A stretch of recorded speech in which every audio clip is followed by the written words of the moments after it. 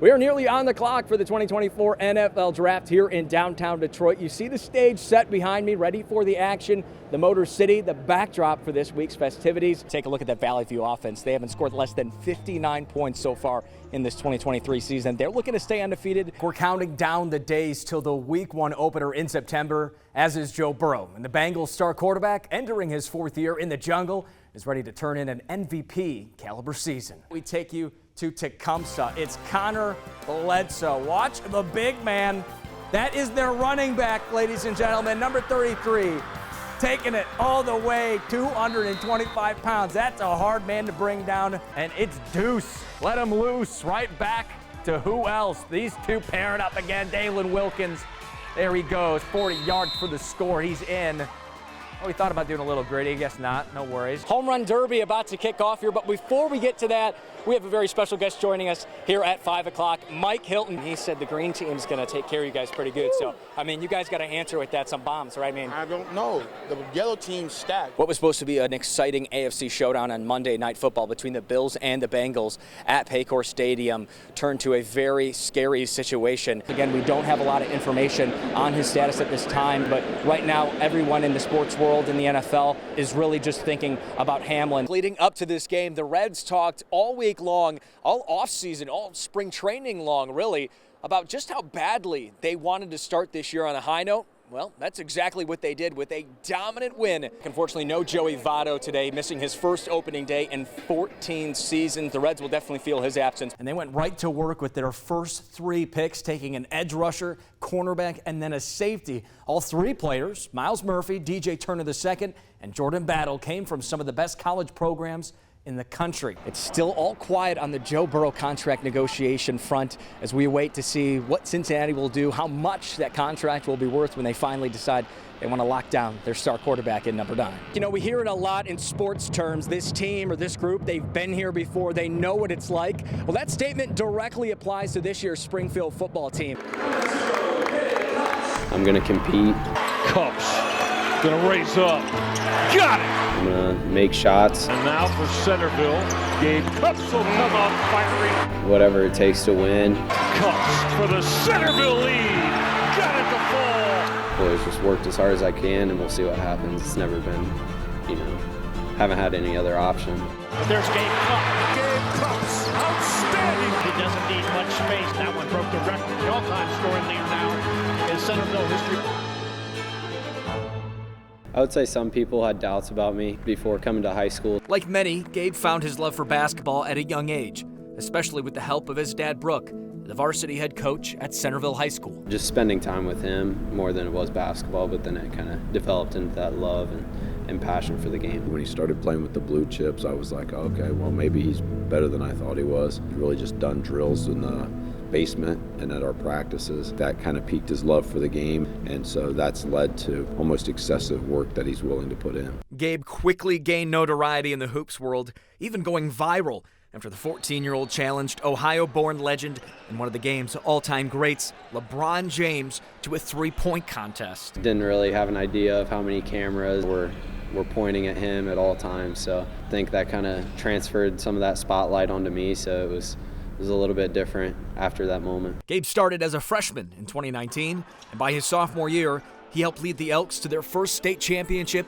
in program history. The rim, Centerville, state champ. The feeling was just really surreal. I had never really even thought about it. It's just because it seemed so far away. From there, Cups as a junior turned in one of the most exceptional seasons across the state, earning him the coveted Ohio's Mr. Basketball Award. I started crying, and he thought it was because I found out I won Mr. Basketball, but it was because it was my last time practicing with those guys. I've never been in it for personal reasons. It's just all about the team and all about winning. For Gabe to win it, I thought it was because he's worked. He's been in great situations where he's had to fail and struggle, and he's always responded to those. It was cool that was acknowledged and recognized. Centerville then went on a 45-game winning streak, but found heartbreak in the next 2 state tournaments, falling in the championship and then the semifinal this past season.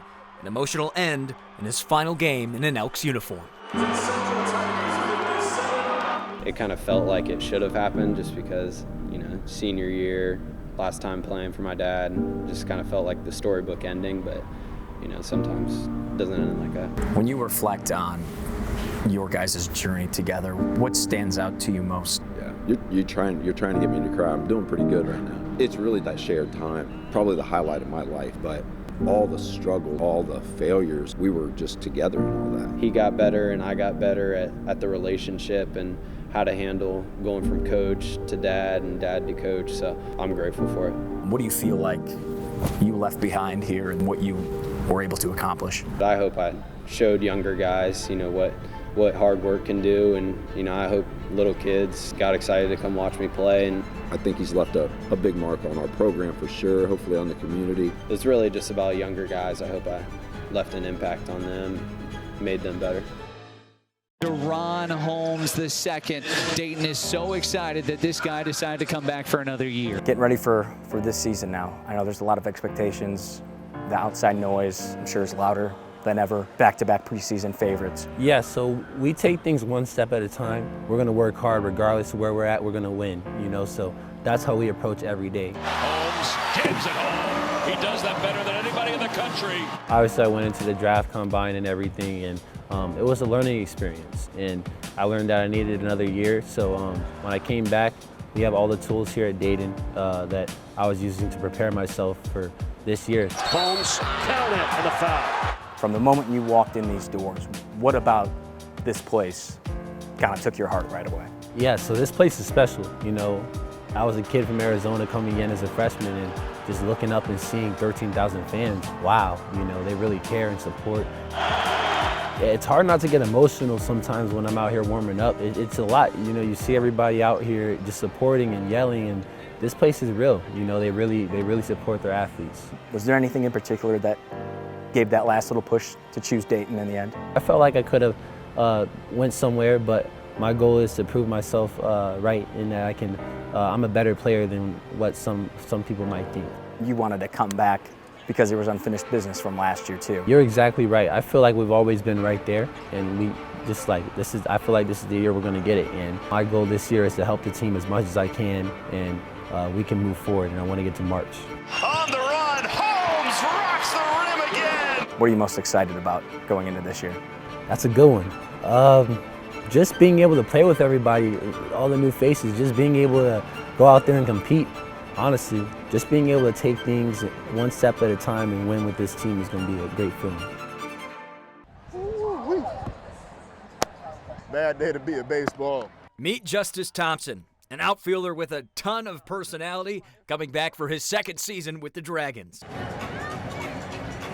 If I don't get a bag today, I might have to buy a new pair of legs. After joining the team in late April, Thompson finished strong to end the summer.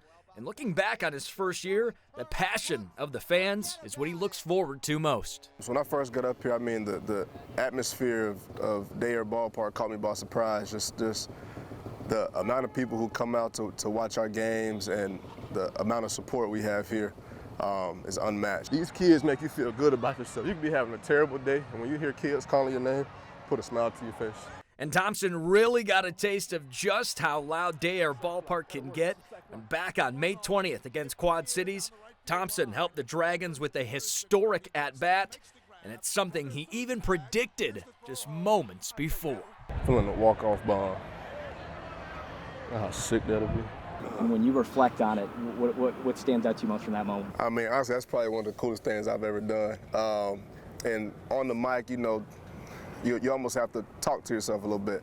I'm feeling good about this. I am feeling mighty about this. At the bottom of the 7th, I came up with the opportunity to be in the position with the game on the line, and I was telling myself, all right, just take a deep breath, relax. Don't let the moment get too big. Feeling good. I'm feeling good.